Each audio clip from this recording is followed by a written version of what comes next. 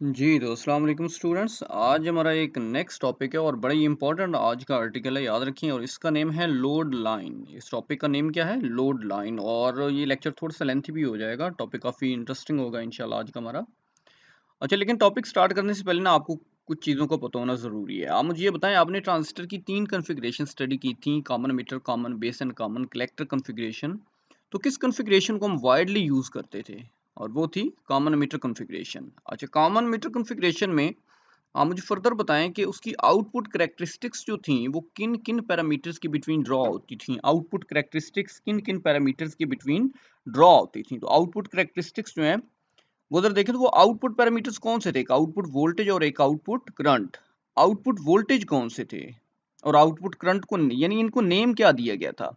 देखिए, output current जो थी वो तो थी IC collector current. IC collector, ये तो आउटपुट करंट हो गई। आउटपुट वोल्टेज क्या थे? आउटपुट वोल्टेज थे VCE. It means output parameter कौन कौन से हो गए? वीसीई और आईसी। अब ये आपने माइंड में रखने हैं कि कॉमन मीटर कॉन्फ़िगरेशन के आउटपुट कैरेक्टरिस्टिक्स के जो पैरामीटर्स हैं वो दो हैं। एक आउटपुट वोल्टेज है और एक आउटपुट करंट, वीसीई और आईसी हैं। तो लें जी, अब अपना टॉपिक हम स्टार्ट करते हैं कि हमारा टॉपिक जो है वो क्या है। हमारा आज का लोड लाइन है आज का हमारा टॉपिक। तो लें जी, देखते हैं हम सबसे पहले लोड लाइन है क्या। ओके हो गया। इसकी जो प्रॉपर डेफिनेशन है लोड लाइन की वो देखते हैं। याद रखें, लोड लाइन जो होती है ये एक लाइन होती है जो कि दो पैरामीटर्स के बिटवीन ही ड्रॉ होती है। एक लाइन है जो कि दो पैरामीटर्स के बिटवीन ड्रॉ होती है और वो दो पैरामीटर्स किसके हैं? वो आउटपुट कैरेक्टरिस्टिक्स के हैं। क्लियर? यानी आउटपुट कैरेक्टरिस्टिक, मैं सिंपली और इसको आसान कर देता हूँ। आउटपुट कैरेक्टरिस्टिक्स पर एक लाइन ड्रॉ होती है दो पॉइंट्स, ये दो पैरामीटर्स के बिटवीन। आउटपुट कैरेक्टरिस्टिक्स जो ट्रांजिस्टर में कॉमन मीटर की आउटपुट कैरेक्टरिस्टिक्स आपने देखी थी कि आउटपुट कैरेक्टरिस्टिक्स पर एक स्ट्रेट लाइन ड्रॉ होगी दो पैरामीटर्स के बिटवीन, यानी वोल्टेज और करंट के बिटवीन, और उस लाइन को हम नेम क्या देंगे? Load line. ये देखें, it is the line on the output characteristics of a transistor circuit which gives the value of, किस किस के बिटवीन ड्रॉ होगी? खुद सोचें। एक तो आउटपुट वोल्टेज और एक आउटपुट करंट के बिटवीन ड्रॉ होगी। तो इसे हम नेम क्या दे रहे हैं? लोड लाइन का नेम दे रहे हैं। इसी तरह हम ये भी कहते हैं, या इसकी एक और सेकंड डेफिनेशन भी है, कि लोड लाइन जो होती है एक स्ट्रेट लाइन होती है। लोड लाइन क्या होती है? एक स्ट्रेट लाइन होती है जो कि रिप्रेजेंट कर रही होती है response of the linear part of the circuit. यानी एक सर्किट का जो लीनियर पार्ट है उसके रिस्पॉन्स को ये रिप्रेजेंट कर रही होती है। ये एक स्ट्रेट लाइन होती है जो एक सर्किट के लीनियर पार्ट के रिस्पॉन्स को रिप्रेजेंट कर रही होती है जब उस सर्किट को कनेक्ट किया जाता है नॉन लीनियर डिवाइसेस से। मैं अगेन रिपीट कर रहा हूँ कि एक यूजुअली एक स्ट्रेट लाइन है जो रिप्रेजेंट कर क्या कर रही होती है? Response of the linear part of the circuit. Clear? When connected to the non linear devices. अच्छा, अब यहाँ पे नॉन लीनियर डिवाइसेस कौन सी होती हैं? याद रखें, नॉन लीनियर डिवाइसेस जो होती हैं ये डायोड हो गए, ट्रांजिस्टर्स हो गए, इन्हें हम नॉन लीनियर डिवाइसेस कहते होते हैं। क्लियर हो गया? और हम लीनियर डिवाइसेस कौन सी होती हैं? लीनियर डिवाइसेस वो होती हैं कि जब अगर आप इनपुट वोल्टेज चेंज करते रहें तो लीनियर डिवाइसेस, जो linear devices mean resistor, capacitor, इन ये जो पैरामीटर्स होते हैं, सॉरी ये जो कंपोनेंट्स होते हैं, इनकी वैल्यू चेंज ना हो। तो ऐसे कंपोनेंट्स जिनकी वैल्यू इनपुट वोल्टेज चेंज करने से चेंज ना हो उन्हें लीनियर डिवाइसेस कहते हैं। और नॉन लीनियर डिवाइसेस वो होती हैं कि जिनके इनपुट वोल्टेज अगर हम चेंज कर दें, सर्किट के इनपुट वोल्टेज चेंज कर दें, तो ऐसे जो जितने भी हमारे कंपोनेंट्स, ये वो जो डिवाइसेस होंगी, उनकी वैल्यूज भी चेंज हो जाए फर्दर आगे, तो उन्हें हम नाम क्या देंगे? Non linear devices. तो मैं यहाँ पे डेफिनेशन कर रहा था। डेफिनेशन देखिए, load line usually a straight line, ये क्या होती है? एक स्ट्रेट लाइन होती है, represents the response of the linear part of the circuit connected to the non-linear devices। Okay हो गया? अच्छा, मैंने कहा ये एक स्ट्रेट लाइन होती है। देखिए स्ट्रेट लाइन किस तरह, फॉर एग्जांपल ये एक पॉइंट है, इस पॉइंट को आप ए का नेम दे दें। इसी तरह एक और दूसरा पॉइंट है, ये सेकंड पॉइंट, इसको बी का नेम दे दें। अब ये दो पॉइंट हो गए ए और बी। अच्छा, जब तक आपको इन दो पॉइंट्स की वैल्यू का नहीं पता होगा ना, ये लाइन ऐसे नहीं ड्रॉ होगी। आपने आज इस टॉपिक में ये दो पॉइंट्स फाइंड भी करने होंगे। हम दो पॉइंट्स फाइंड करेंगे, उसके बाद जो उनकी वैल्यूज आएंगी, वैल्यूज के बिटवीन जब ये ग्राफ ड्रॉ करेंगे ना, तो एक स्ट्रेट लाइन ही बनती है इस तरह की। तो ये जो एक स्ट्रेट लाइन है, इसे हम नेम क्या दे रहे होते हैं? नेम क्या दे रहे होते हैं? लोड लाइन का नेम दे रहे होते हैं। तो नहीं जी, होप्स हो कि आपको डेफिनेशन क्लियर हो गई होगी कि ट्रांजिस्टर की जो आउटपुट कैरेक्टरिस्टिक्स होती है उस पर एक लाइन ड्रॉ होती है, दो पैरामीटर्स के बिटवीन ड्रॉ होती है, वो लाइन स्ट्रेट लाइन होती है और उसे नेम क्या दे रहे होते हैं? लोड लाइन का, ये जो response of the linear part of the circuit को जो रिप्रेजेंट कर रही होती है, जब उसे नॉन लीनियर डिवाइसेस से कनेक्ट किया गया होता है, तो वो भी लाइन जो स्ट्रेट लाइन होती है उसे नेम क्या देते हैं, लोड लाइन। लेकिन तो अब हम मूव करते हैं कि इसकी टाइप्स कितनी है। बेसिकली इसकी जो टाइप्स होती हैं वो दो टाइप्स होती हैं लोड लाइन की। ओके हो गया। एक को हम नेम देते होते हैं एसी लोड लाइन, और एक जो सेकंड है उसे हम नेम क्या देते हैं, डीसी लोड लाइन। यानी एक एसी लोड लाइन हो गई और एक डीसी लोड लाइन हो गई। लेकिन जी अब हम वन बाय वन अब हम जरा इनको डिफाइन करते हैं, एसी लोड लाइन क्या है और डीसी लोड लाइन क्या है। तो लेकिन जी सबसे पहले हम देखते हैं ये डीसी लोड लाइन क्या है। और जब जो डीसी लोड लाइन की जो डेफिनेशन है वो टॉप पे जो डेफिनेशन है ये वाली, it is the line on the output characteristic, सारी यही डेफिनेशन है। जस्ट यहाँ पे आगे आपने एक बात अटैच करनी है, और वो बात कौन सी है कि when no signal is applied, when no signal is applied. अब इसके क्या मीनिंग है when no signal is applied? इसका मतलब है जब आप इनपुट पे सिग्नल प्रोवाइड ना करें। कौन सा सिग्नल? एसी सिग्नल, याद रखिएगा। इनपुट पे आप अगर एसी सिग्नल प्रोवाइड ना करें तो वो जो लाइन जो हमारी ड्रॉ होगी आउटपुट वोल्टेज और आउटपुट करंट के बिटवीन, उस लोड लाइन को नेम क्या देंगे हम? डीसी लोड लाइन का नेम देंगे। ओके हो गया। तो हम इसको इस तरह से डिफाइन करते हैं, ये देखिएगा टॉप वाली डेफिनेशन ये है, जस्ट इसके आगे अटैच होगा कि when no signal is applied, it is the line on the output characteristics of a transistor circuit which gives the value of किस के बिटवीन, वीसीई और आईसी के बिटवीन, व्हेन नो सिग्नल, ये देखें ना, when no signal is applied. तो ये हमारी कौन सी है? DC load line. यानी अगर हम इनपुट एसी सिग्नल अप्लाई ना करें तो वो हमारी डीसी लोड लाइन होगी, और अगर इनपुट एसी सिग्नल अप्लाई कर दें तो वो हमारी कौन सी होगी? वो एसी लोड लाइन होगी। तो एसी लोड लाइन की भी यही डेफिनेशन है, लेकिन एट द एंड ये लिखा होगा कि व्हेन सिग्नल इज अप्लाइड। ये देखें, व्हेन सिग्नल इज अप्लाइड, तो ये किस के बिटवीन ड्रॉ होगी? आउटपुट वोल्टेज और आउटपुट करंट के बिटवीन। तो नहीं जी, अभी तक तो हमने यहाँ तक देख लिया कि डीसी लोड लाइन क्या है और एसी लोड लाइन क्या है। तो अब हमारा जो मेन टॉपिक है आगे, जिसको हमने आगे जो हमारे सिलेबस का पार्ट है जिसको हमने कंटिन्यू करना है, वो हमारा है जी डीसी लोड लाइन। कि डीसी लोड लाइन जो है ये क्या है। डेफिनेशन जिस तरह हमने देख लिया कि डीसी लोड लाइन दो पैरामीटर्स के बिटवीन ड्रॉ होती है। ट्रांजिस्टर की जो आउटपुट कैरेक्टरिस्टिक्स हैं उसके दो पैरामीटर्स हैं, उनके बिटवीन ये ड्रॉ होती है। जब इनपुट एसी सिग्नल प्रोवाइड ना किया जाए तो वो जो स्ट्रेट लाइन बनती है उसे नेम क्या देते होते हैं? डीसी लोड लाइन का नेम देते होते हैं। देखिए ना, इसका नाम दिया गया डीसी, यानी आप डीसी वोल्टेज तो दे रहे हैं, बैटरी वाले वोल्टेज वो जो 22 वोल्टेज हैं वो तो प्रोवाइड कर रहे हैं, लेकिन इनपुट एसी वोल्टेज नहीं प्रोवाइड कर रहे हैं। ओके हो गया। इस वजह से डीसी लोड लाइन का नेम दिया गया है। अच्छा याद रखें, हम इसमें करते क्या, हम इसमें कॉमन एमिटर कॉन्फ़िगरेशन कंसीडर करते हैं। क्लियर हो गया। जिसमें एमिटर बेस्ड जंक्शन जो है वो फॉरवर्ड बाइस किया गया है, और कलेक्टर बेस्ड जंक्शन क्या किया गया है? रिवर्स बाइस किया गया है। किस के थ्रू किया गया है? तो वो जो डीसी वोल्टेजेस हैं, ये देखें इस फिगर में देखें, एमिटर बेस्ड जंक्शन को फॉरवर्ड बाइस किया गया है किस वोल्टेज के through? VBB, base to base voltage. और कलेक्टर बेस्ड जंक्शन को रिवर्स बाइस किया गया है किसके through? VCC, collector to collector voltage के। कॉमन एमिटर कॉन्फ़िगरेशन है, देखिए 180 डिग्री का फेज शिफ्ट भी आ रहा है। इनपुट पे पॉजिटिव सिग्नल अप्लाई कर रहे हैं, आउटपुट पे हमें नेगेटिव सिग्नल एम्पलीफाइड फॉर्म में मिल रहा है। ओके हो गया। अच्छा, अब हमने आज काम क्या करना है, याद रखिएगा। मैंने आपको बताया, मैं आपको यहाँ से थोड़ा सा इसका थीम बता दूं इस टॉपिक का, कि आपने अभी तक आपका टारगेट क्या है, आपने कहाँ तक पहुँचना है। याद रखें, आपने एक्चुअली वो स्ट्रेट लाइन ड्रा करवानी है। वो जो मैंने कहा है कि एक स्ट्रेट लाइन होती है और कितने पॉइंट्स की बिटवीन होती है? 2 पॉइंट्स की बिटवीन होती है। क्लियर। स्ट्रेट लाइन होती है 2 पॉइंट्स की बिटवीन।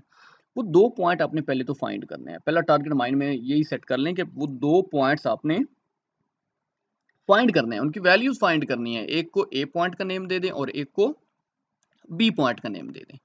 अच्छा, वो किस तरह से हम निकालेंगे ये भी सुन लें। ए पॉइंट या बी पॉइंट किस तरह से निकालेंगे? आपको सबसे पहले एक उसके लिए स्लोप इंटरसेप्ट फॉर्म बनानी पड़ेगी।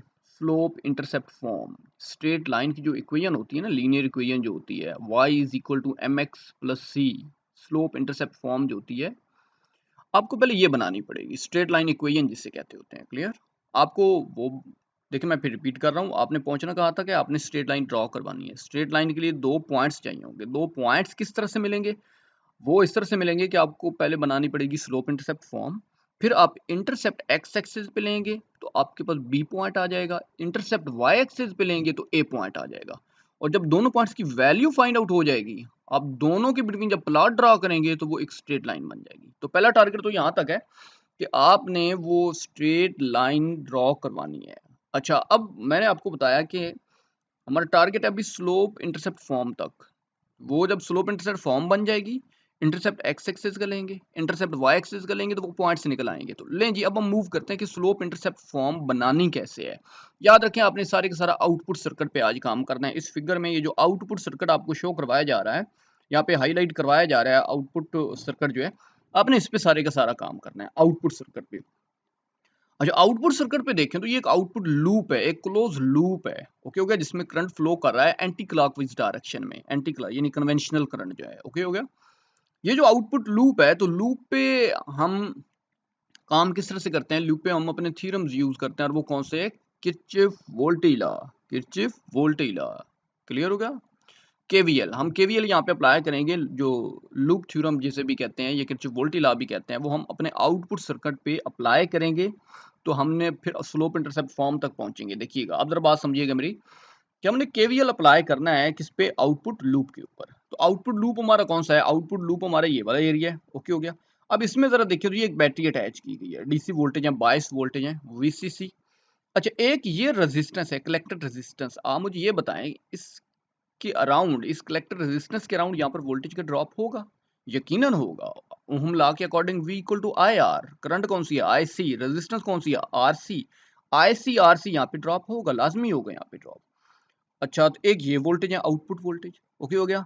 अच्छा, अब जरा समझिएगा, आउटपुट वोल्टेज, ये ड्रॉप्ड वोल्टेज, और ये टोटल वोल्टेज। आप मुझे ये बताएं कि वोल्टेज कौन से ग्रेटर होंगे, यकीनन जो टोटल वोल्टेज है, टोटल वोल्टेज जो है ये ग्रेटर होंगे as compared to output voltage और ड्रॉप वोल्टेज। तो हम इसको इस तरह से डील करते हैं कि टोटल वोल्टेज जो है वो सम होंगे, टोटल वोल्टेज किस किस का सम होंगे, ड्रॉप्ड वोल्टेज प्लस VCE, यानी मैं इस तरह कहूंगा कि VCC is equal to VCE plus ICRC। लेकिन देखें कि इक्वेशन आपके सामने ये शो हो रही है कि VCC टोटल वोल्टेज वो इक्वल है output voltage plus dropped voltage. तो यहाँ तक आपको समझ आ गई कि हमने एक केवीएल अप्लाई किया आउटपुट लूप के ऊपर, और आउटपुट लूप के ऊपर केवीएल अप्लाई करने से हमारे पास ये एक इक्वेशन फॉर्म हो गई है। अच्छा, अब हम इसमें ये भी कर सकते हैं कि ये जो आउटपुट वोल्टेज है, आउटपुट वोल्टेज ये यहाँ पे पॉजिटिव है, और ये जो ड्रॉप्ड वोल्टेज है कलेक्टर रेजिस्टेंस के क्रॉस, ये भी पॉजिटिव है। मैं अगर इस टर्म को यहाँ से लेफ्ट साइड पे शिफ्ट करूँ, तो ये टर्म वहां पर जाकर क्या बन जाएगी, नेगेटिव बन जाएगी। तो ये ICRC वहां पर जाकर क्या हो जाएगा, माइनस हो जाएगा। तो देखें जी, नेक्स्ट स्टेप में यही किया गया, कि अगेन आपको वो स्टेप दिखाया जा रहा है। अब ICRC को यहाँ से शिफ्ट किया गया है, तो जब ICRC को, ये पॉजिटिव था, जब इधर गया तो क्या हो गया, सॉरी, बल्कि आप इसको कर लें, सॉरी, अगर इसको करेंगे ये भी नेगेटिव हो जाएगी, ये इस टर्म को करेंगे वो भी नेगेटिव हो जाएगी। लेकिन हमने चूंकि स्लोप इंटरसेप्ट फॉर्म तक पहुंचना है, तो उसके लिए हम ये काम कर रहे हैं। तो आप VCE को क्या करें, आप VCE को यहाँ से जो पॉजिटिव है इसको इधर शिफ्ट करें, तो वो क्या बन जाएगी, नेगेटिव बन जाएगी। तो यहाँ पर हमारे पास क्या आ गया, ICRC। स्लोप इंटरसेप्ट फॉर्म तक पहुंचना है, माइंड में रखिएगा। RC यहाँ पे मल्टीप्लाई हो रहा है, इधर जाकर क्या हो जाएगा, डिवाइड होगा। तो नेक्स्ट टाइम में देखें, तो नेक्स्ट टाइम में यही काम किया गया कि RC जो था ये इधर आके क्या हो गया, डिवाइड। ये टर्म पहले लिख ली गई है, ये टर्म जो है ये बाद में लिख ली गई है। तो हमारे पास ये एक, ये देखें, ये एक इक्वेशन बन गई है, और इसे हम नेम दे देते हैं, इक्वेशन 1 का नेम दे देते हैं। अच्छा, ये जो इक्वेशन है, अब ये सिमिलरली वही है जिस तरह आपको पता होगा एक स्ट्रेट लाइन इक्वेशन होती है, जिसे हम नेम क्या देते हैं, y equal to M x plus C. ये देखें, y equal to M x plus C, ये वही इक्वेशन बन रही है एग्जैक्टली। अगर आप इसको इसके साथ कंपेयर करें ना, देखिए हमारे ग्राफ जो आउटपुट कैरेक्टरिस्टिक्स थी कॉमन मीटर कॉन्फ़िगरेशन में, आप जरा सोचें तो y एक्सिस पे क्या होता है, करंट। y एक्सिस पे इधर y है, तो इधर क्या है, ये करंट आ रहा है, यकीनन वही मैच कर रहा है। एम एक्स, एक्स एक्सिस, ये x एक्सिस है, इधर x एक्सिस पे क्या आ रहे हैं, वोल्टेज आ रहे हैं, और वो टर्म कांस्टेंट है, इधर ये टर्म कांस्टेंट आ रही है।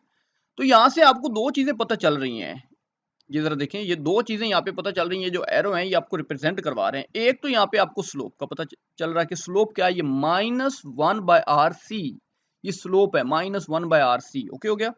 और यहाँ पर इंटरसेप्ट है ये, तो ये हमारे पास, इससे हम कहते हैं कि हमारे पास क्या बन गई है, स्लोप इंटरसेप्ट फॉर्म बन गई है। तो मैंने आपको बताया था कि हम स्लोप इंटरसेप्ट फॉर्म तक पहुंचेंगे। जब स्लोप इंटरसेप्ट फॉर्म आ गई, तो फिर हम इंटरसेप्ट जो है वो एक्स एक्सिस का भी निकालेंगे, वाई एक्सिस का भी निकालेंगे। तो वो हमारे पास दो पॉइंट्स ए और बी आ जाएंगे, और उनको ड्रॉ करेंगे तो स्ट्रेट लाइन आ जाएगी, जिसे हम नाम क्या देंगे, डीसी लोड लाइन। लेकिन जी, तो अब हमारा टारगेट क्या है, अब हमारा टारगेट है कि अब हमने इंटरसेप्ट जो है वो हमने देखने हैं एक्स एक्सिस के भी और वाई एक्सिस के भी। तो ले जी, अब हम मूव फर्दर आगे करते हैं। अच्छा, तो मैंने आपको बताया कि यहाँ से जो डीसी लोड लाइन है वो दो एंड पॉइंट्स के बिटवीन ड्रॉ होगी, कि DC load line can be plotted by taking two end points of the straight line. तो अब हमें वो एंड पॉइंट्स जो है ना वो फाइंड करने हैं। उन एंड पॉइंट्स को मैंने नेम क्या दिया हुआ है, ए और बी का। तो एंड पॉइंट्स को अब किस तरह से फाइंड करते हैं, तो वो हमें इंटरसेप्ट लेना पड़ेगा। देखें, to get the end points we take intercept on X axis and on Y axis. लेकिन जी, तो सबसे पहले हम इंटरसेप्ट लेते हैं एक्स एक्सिस पे। इंटरसेप्ट अब हम किस पे लेना है, एक्स एक्सिस पे। अच्छा, अब जरा ग्राफ को माइंड में आपने रखना है। एक्स एक्सिस पे क्या होते हैं, वोल्टेज होते हैं, वीसीई होते हैं, वीसीई। अच्छा, वाई एक्सिस पे क्या होता है, कलेक्टर करंट होता है, आईसी। अच्छा, मैं अगर एक पैरामीटर को दूसरे एक्सिस पे ले जाऊं, यानी किस तरह कि अगर मैं ये कहूं कि एक्स एक्सिस पे वोल्टेज है और वाई एक्सिस पे करंट है, और अगर मैं करंट को एक्स एक्सिस पे लेके आऊं तो उसकी वैल्यू खुद सोचें क्या हो जाएगी, वो जीरो हो जाएगी, क्योंकि करंट तो वाई एक्सिस पे है, एक्स एक्सिस पे उसकी वैल्यू क्या होगी, जीरो। इसी तरह वोल्टेज एक्स एक्सिस पे है, मैं अगर उसको करंट के एक्सिस पे ले जाऊं तो वहां पर वोल्टेज क्या हो जाएंगे, वो भी जीरो हो जाएंगे। तो अब हम एक्स एक्सिस पे काम कर रहे हैं, तो एक्स एक्सिस पे वोल्टेज तो एग्जिस्ट करेंगे, लेकिन अगर आप करंट को यहाँ से इधर ले आए ना, वाई एक्सिस से एक्स एक्सिस पे ले आए, तो करंट की वैल्यू क्या हो जाएगी, जीरो। और वो करंट कौन सा था, कलेक्टर करंट। तो यहाँ पर फिर हम यही पुट करते हैं कि कलेक्टर करंट को यहाँ पर क्या पुट करते हैं, जीरो पुट करते हैं। ओके हो गया। अच्छा, जब कलेक्टर करंट को जीरो पुट किया है, अब तो इस आई सी को जब हमने जीरो को, इस आई सी को इक्वेशन 1 में यहाँ पर जीरो पुट कर दे, यहाँ पे आई सी को इक्वेशन 1 में जीरो पुट दो। अब देखें स्टेप क्या बन जाएगा नेक्स्ट, तो हमारे पास इक्वेशन 1 इस तरह से बन जाएगी कि आई सी तो जीरो हो गया, तो हमारे पास ये बन गई minus V C by R C plus V C C by R C. R C यहाँ से क्या ले लें, कॉमन ले लें, और वहां जीरो के साथ मल्टीप्लाई होके फिनिश हो जाएगा। और बाकी हमारे पास क्या रिलेशन आ जाएगा, वो हमारे पास ये दो टर्म्स एक दूसरे के इक्विवेलेंट हो जाएंगी, वी सी ई इक्वल हो जाएगा किसके, वी सी सी के। इट मींस एक्स एक्सिस पे क्या था, एक्स एक्सिस पे वोल्टेज थे, क्या थे, वीसीई, और करंट क्या था, एक्स एक्सिस पे जीरो था। तो हमारे पास ये एक एंड पॉइंट आ गया, बी इसे हम नेम देते हैं, एक्स एक्सिस पे जो एंड पॉइंट है उसे बी का नेम दे रहे हैं। इसकी वैल्यू क्या आई है, ये देखें जरा, बी की पॉइंट की वैल्यू आई है कि वोल्टेज तो वीसीसी, क्योंकि ये इक्वल हो चुके हैं एक दूसरे के, वीसीई और वीसीसी, और ये करंट जीरो है। तो ये हमारे पास एक एंड पॉइंट फाइंड आउट हो चुका है, जिसे हमने बी का नेम दिया है। लेकिन जी अब हमने दूसरा एंड पॉइंट ए फाइंड करना है, और वो किस तरह से फाइंड करना है कि हमें इंटरसेप्ट लेना पड़ेगा किधर भला, वाई एक्सिस का। तो लेकिन अब हम मूव करते हैं कि इंटरसेप्ट वाई एक्सिस का लेते हैं। तो वाई एक्सिस पे खुद सोचें कौन सी चीज जीरो होगी, कलेक्टर करंट तो होगा, लेकिन जो एक्स एक्सिस पे जो वोल्टेज है ना वीसीई, वो वहां पर क्या हो जाएंगे, जीरो। तो आप पुट करें वीसीई को, क्या पुट करना है, जीरो। अच्छा, वीसीई को जीरो कहाँ पे पुट करेंगे, वो जो इक्वेशन 1 जो अभी मैंने आपको शो करवाई थी, इक्वेशन 1 में आप वीसीई जीरो पुट कर दें तो इक्वेशन 1 क्या बनेगी, वो जरा देखें। तो उसमें सेकंड टर्म जीरो हो जाएगी, बल्कि उसमें यस सेकंड जो एक टर्म है ना वीसी, एक टर्म जो थी अगर आप उसमें सोचें, फर्स्ट टर्म जो थी वो जरा मायने में सोचें तो वो थी माइनस वीसीई बाय आरसी, और सेकंड थी प्लस वीसीसी बाय आरसी। तो जो फर्स्ट टर्म है ना माइनस वीसीई बाय आरसी, वो टर्म क्या हो जाएगी, वहां पर जीरो हो जाएगी। तो वो सेकंड टर्म जो रिमेनिंग बच जाती है वो हमारे पास, तो हमारे पास ये इस तरह की एक टर्म आ गई कि आई सी इक्वल हो गया वीसीसी बाय आरसी। अच्छा, अब जरा देखिएगा, तो हमारे पास ये पॉइंट्स किस तरह से हमारे पास फाइंड आउट हो चुके हैं। अब जरा देखिए, तो ए पॉइंट हमारे पास क्या आ जाता है, वाई एक्सिस पे, वाई एक्सिस पे वोल्टेज तो जीरो हो चुके हैं, वीसी तो जीरो है, लेकिन आई सी की वैल्यू हमारे पास आ चुकी है। तो ये देखिए वीसीई, पहले वोल्टेज लिखे जाते हैं, माइंड में रखिएगा, बाद फिर करंट को लिखा जाता है। वोल्टेज तो जीरो है वीसीई वाई एक्सिस पे, लेकिन करंट की वैल्यू क्या आ चुकी है, वीसीसी बाय आरसी। तो ले जी हमारे पास ये जो दो एंड पॉइंट्स हैं ना, ये हमारे पास फाइंड आउट हो चुके हैं, जिन्होंने स्ट्रेट लाइन को ड्रॉ करवाना है। और वो दो एंड पॉइंट कौन कौन से हैं देख लेते हैं एक दफा। ये बी वाला पॉइंट था और ये ए वाला पॉइंट था। अब अगर इनको ज्वाइन कर दें, दोनों पॉइंट्स को ए और बी दोनों को क्या कर दें, ज्वाइन कर दें, तो हमारे पास क्या मिल जाएगी, एक स्ट्रेट लाइन मिल जाएगी, और उसे हम नेम क्या देंगे, डीसी लोड लाइन करने के बाद joining these points A and B we get a DC load line which is a straight line. और ये जो स्ट्रेट लाइन ज्वाइन करती है इन दो पॉइंट्स को, उसे हम नाम क्या देते हैं, डीसी लोड लाइन। कि the straight line joining these two points is called load line. तो डीसी लोड लाइन कब कहेंगे, कि जब उसे इनपुट सिग्नल अप्लाई ना किया जाए। ओके हो गया जी।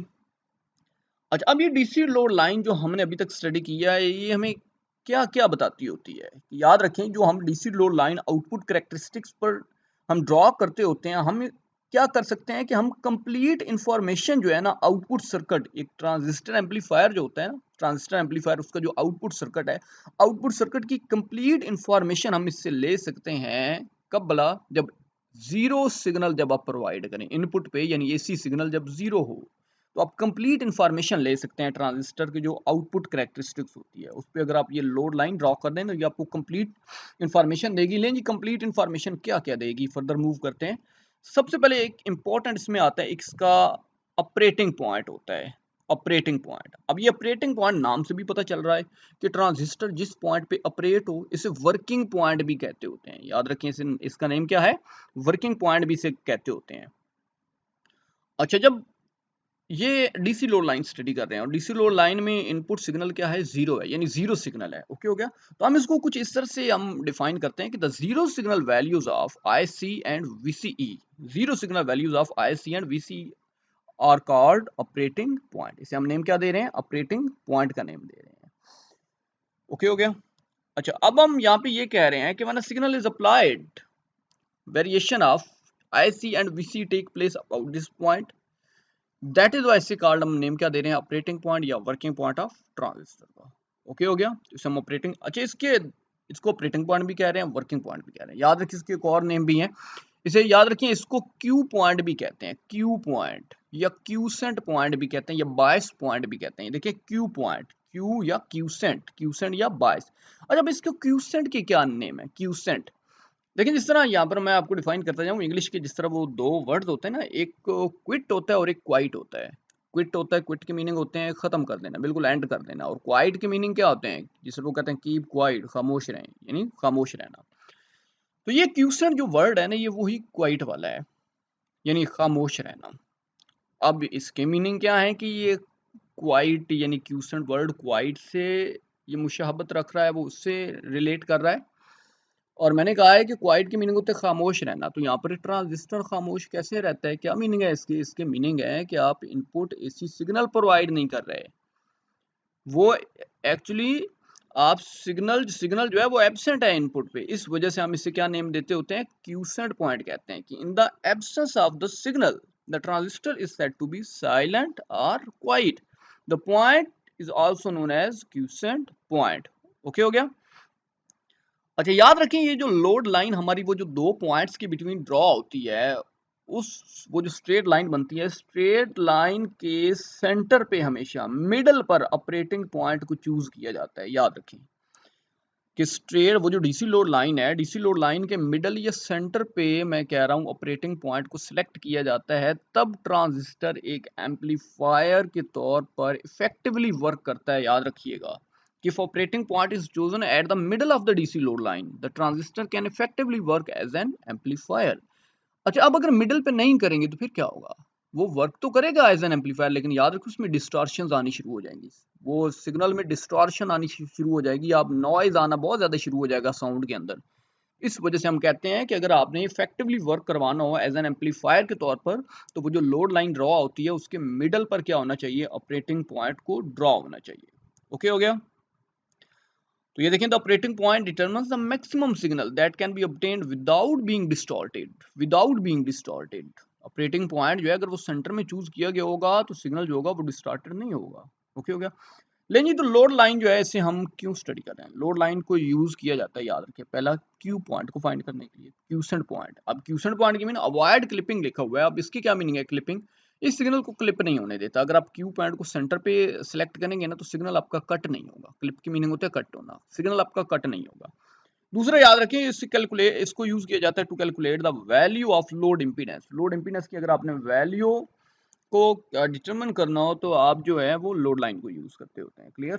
अब एक इंपॉर्टेंट नोट है, याद रखें, अगर आपने ट्रू कॉपी लेनी हो इनपुट सिग्नल की, बात समझ आई, इनपुट आपने इनपुट सिग्नल प्रोवाइड किया और आप आउटपुट पे सेम टू सेम उसकी कॉपी चाहते हैं कि वैसे ही आपको मिले, उसकी सिग्नल जो है वो जो उसकी वेव फॉर्म है वो डिस्टॉर्टेड ना हो, तो माइंड में रखिएगा क्यू पॉइंट को हमेशा सेंटर में लाए करना चाहिए। किस किस के बिटवीन होना चाहिए, देखिए आपने आपका वास्ता कट ऑफ रीजन से भी पड़ा हुआ है, सैचुरेशन रीजन का भी आपको पता है, कट ऑफ और सैचुरेशन रीजन के सेंटर पे क्यू पॉइंट को लाए करना चाहिए। तो ये नोट देख लें, to get the true copy of input signal, Q point should be selected center of saturation and cutoff region। Okay हो गया। लेकिन ये अब फिगर में देखें, फिगर में ये सारी बातें अब आपको शो हो जाएंगी। ये देखें, ये एक आपके सामने जरा देखें, एक्स एक्सिस पे वोल्टेज है VCE, वाई एक्सिस पे IC है। ओके हो गया। और ये आउटपुट करेक्टरिस्टिक्स आपने कॉमन मीटर कॉन्फ़िगरेशन में ये स्टडी की हुई है, जहाँ पर ये सैचुरेशन रीजन था, ये कट ऑफ रीजन था, इधर वाला एक्टिव रीजन होता था, इधर ब्रेकडाउन रीजन होता था, और ये बेस करंट की डिफरेंट वैल्यूज थी। ओके हो गया। लेकिन अब ये वो दो पॉइंट्स हैं, एक जो जिसको ए का नेम दिया है और एक को बी का नेम दिया है, ये दो पॉइंट्स की हमने वैल्यूज फाइंड की हैं। ये देखें, ये वैल्यू है एक और एक ये वाली वैल्यू है, ये हमने फाइंड आउट कर ली। अच्छा, जब फाइंड आउट की, जब हमने दोनों को ड्रॉ किया तो ये एक स्ट्रेट लाइन बनी। ये देखें, ये एक स्ट्रेट लाइन बन गई। ये देखिए पी, ये सॉरी ये ओ नहीं है, ये क्यू है, पी क्यू आर। ओके हो गया। अब क्यू देखें, अच्छा पी को, ये जो पी पॉइंट है ना, ये जरा सैचुरेशन की तरफ, इसको सैचुरेशन पॉइंट माना जाता है, इससे कट ऑफ माना जाता है। और ये जो है ना क्यू पॉइंट, बात समझ आई, ये वो क्यूसेंट पॉइंट है। तो देखें क्यूसेंट पॉइंट जो है ये सैचुरेशन और कट ऑफ के सेंटर में है, मिड में है, या लोड लाइन के सेंटर मिडल पॉइंट पे है, लोड लाइन के।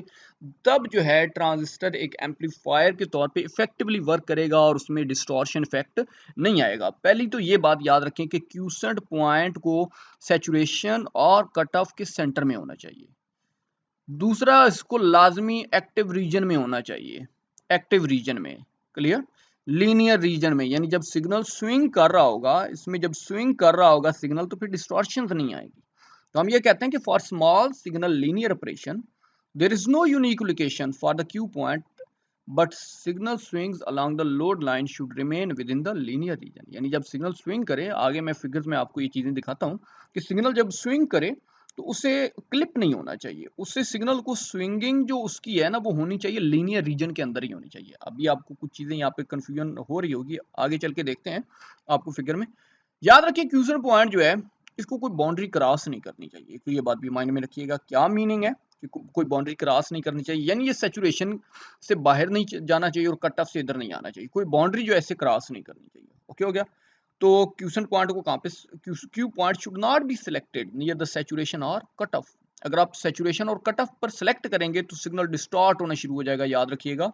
As distorted wave form is obtained in the output signal. Okay हो गया। लेकिन जी, तो मैंने अब आपको बताया कि अब यहाँ पे जरा देख, इस फिगर में देखें, इस फिगर में और चीजें क्लियर हो रही हैं कि ये देखें एक्टिव रीजन है, सैचुरेशन रीजन है, कट ऑफ रीजन है। एक्टिव रीजन में ये जो लोड लाइन ड्रॉ हो रही है, डीसी लोड लाइन, इसके सेंटर पे, इसके मिडल पॉइंट पे क्या आ रहा है, क्यूसेंट पॉइंट आ रहा है। क्लियर, ये देखें ये डीसी लोड लाइन है, क्यूसेंट पॉइंट सेंटर पे सिलेक्ट किया गया है। ओके हो गया। बाकी सारी मैंने आपको बता दी है, ये वैल्यूज, ये पॉइंट्स हमने फाइंड आउट किए हैं। तो मैंने आपको बताया कि अगर तो ये जो एक्टिव रीजन है, ये उसके लीनियर रीजन में क्यूसेंट पॉइंट सेंटर पे है, सैचुरेशन, और ये सैचुरेशन रीजन है, ये देखें ये हमारा कट ऑफ रीजन है, ये वाला। तो कट ऑफ और सैचुरेशन के सेंटर में आ रहा है। तो आप नेक्स्ट फिगर में जरा देखें, तो नेक्स्ट फिगर में आपको ये शो हो रहा होगा, ये इनपुट एसी सिग्नल है, input AC signal sinusoidal wave form है, पॉजिटिव साइकिल है, नेगेटिव साइकिल है, ये इस पे अप्लाई किया जा रहा है इनपुट एसी सिग्नल। ये दो आउटपुट सिग्नल हैं, दो क्यों हैं, ये वोल्टेज की वेव फॉर्म है और ये करंट की, आईसी, ये कलेक्टर करंट है, आउटपुट करंट है, और ये आउटपुट वोल्टेज है। ओके हो गया। अच्छा, आप जरा नोटिस करें, यहाँ पे गौर करें, आप पॉजिटिव सिग्नल दे रहे हैं, आपको मिल रहा है सिग्नल वही, लेकिन आप जरा ये सोचें कि सिग्नल यहाँ से क्लिप नहीं हुआ, सिग्नल की ट्रू कॉपी मिल रही है। मैं ये बात समझाना चाहता हूँ आपको यहाँ पे कि सिग्नल की ट्रू कॉपी मिल रही है, सिग्नल को कुछ पार्ट यहाँ से क्लिप नहीं हुआ, कट नहीं हुआ। क्यों क्यों नहीं कट हुआ? क्योंकि क्यू पॉइंट सेंटर में लाई कर रहा है। अब अगर क्यू पॉइंट सैचुरेशन की तरफ मैं लेके जाऊं तो देखिएगा कुछ पार्ट जो है ना पॉजिटिव साइकिल का, कुछ पार्ट क्लिप होना शुरू हो जाएगा। देखिए नेक्स्ट फिगर में देखें कि यहाँ से जरा देखें, तो यहाँ से जब मैंने क्यूसेंट पॉइंट, ये क्यूसेंट पॉइंट है, इसको मैंने जब सैचुरेशन रीजन की नियर लाई किया है, ये देखें यहाँ पे transistor is driven into saturation because the Q point is too close to saturation for the given input signal. यानी अगर आप इसको ले जाते हैं सैचुरेशन के करीब लेके जाते हैं, अब क्यूसेंट पॉइंट सेंटर में नहीं है, तो ये जो पॉजिटिव साइकिल है, ये देखिए ये इतना पार्ट इसका क्लिप हो गया, ये वाला इतना, ये जो शेड किया गया ना यहाँ पे इतना पार्ट, ये यहाँ पे देखें तो यहाँ पे ये क्लिप हो गया, ये देख लें जरा यहाँ पे। और कॉमन मीटर वाली बात फॉलो हो रही है, माइंड में रखिएगा, पॉजिटिव साइकिल दे रहे हैं आपको, नेगेटिव मिल रहा है, ये पहले नेगेटिव मिल रहा है, और ये देखें ना उसका ये क्या हो रहा है, क्लिप हो रहा है। इधर भी करंट की वेव फॉर्म देखें तो इतना क्या हो गया, क्लिप हो गया। तो यानी वही बात आ गई कि सिग्नल जो है डिस्टॉर्ट होना शुरू हो गया है। अगर आप क्यूसेंट पॉइंट को सैचुरेशन पर ले जाएंगे तो आउटपुट वेव फॉर्म डिस्टॉर्ट हो जाएगी। इसी तरह चलें जी, अब मैं आपको ये भी लेके दिखाता हूँ कि अगर क्यूसेंट पॉइंट को कट ऑफ के करीब ले जाया जाए, ये देखें क्यूसेंट पॉइंट अब सेंटर में यहाँ पे होना चाहिए था, लेकिन वो कट ऑफ के करीब जा रहा है। तो आप जरा देखें तो इनपुट पे ये जो नेगेटिव साइकिल है, ये जो पार्ट शेड किया गया है, ये पार्ट क्या हो जाएगा, यहाँ से क्लिप हो जाएगा। तो यहाँ पे देखें पॉजिटिव साइकिल दिया, नेगेटिव मिला, नेगेटिव आया तो पॉजिटिव मिलना चाहिए था पूरा, लेकिन वो नहीं हुआ, इसको कंप्लीट नहीं मिला, बल्कि इतना पार्ट उसका क्या हो गया, क्लिप हो गया यहाँ से। तो इट मींस हमारी जो आउटपुट वेव फॉर्म है वो हमारी क्या होगी है, वो डिस्टर्ब हो गई है। तो मैंने आपको यही बताया है कि क्यू पॉइंट को हमेशा सैचुरेशन और कट ऑफ के सेंटर में लाया करना चाहिए, अदरवाइज आउटपुट वेव फॉर्म जो है वो क्या हो जाएगी, वो डिस्टॉर्ट हो जाएगी, सिग्नल में डिस्टॉर्शन लानी शुरू हो जाएगी। यहाँ तक क्लियर हो गया।